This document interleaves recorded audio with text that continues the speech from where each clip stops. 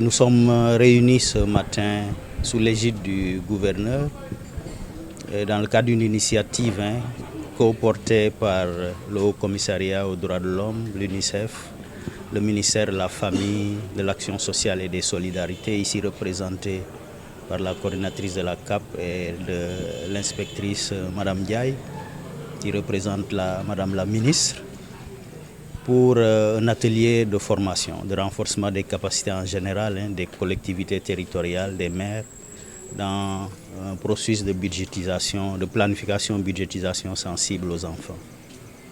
Pourquoi cela est important? Pourquoi cibler les collectivités territoriales? Nous savons qu'elles sont dotées de compétences transférées. Et dans le cadre aussi de la décentralisation, la politique de territorialisation des politiques publiques, il est bon que nous puissions, en lien avec la stratégie nationale, aider les collectivités territoriales à mieux planifier, à mieux budgétiser pour prendre en charge les besoins de protection des enfants. J'allais dire les droits de l'enfant en général. En fait, le projet, c'est une initiative régionale qui concerne 4 pays, le Sénégal, la Gambie, la Guinée et la Guinée-Bissau. Donc l'objectif, c'est de soutenir les États à avoir des systèmes nationaux de protection de l'enfant plus aptes à faire face aux violations des droits de l'enfant.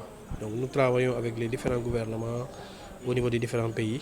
Et ici au Sénégal, nous sommes avec le ministère de la Justice qui soutient la mise en œuvre du projet, avec des partenaires comme le ministère de la Famille, notamment la CAP, qui fait partie des acteurs majeurs dans le cadre de la mise en œuvre de ce projet.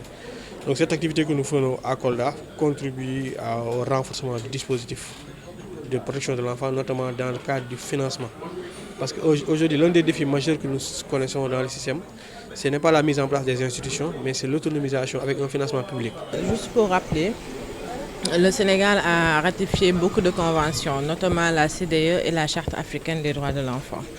Et aujourd'hui, le constat est l'acte 3 de la décentralisation confère aux autorités locales des rôles dans le cadre de la protection de l'enfance. Nous, la CAP, à travers le ministère de la Famille et de l'Action sociale, dans le cadre de nos missions d'appui au renforcement du système de protection de l'enfance, nous avons noté que les élus locaux ne sont pas, en tout cas certains, ne sont pas assez impliqués dans le cadre de la protection de l'enfance.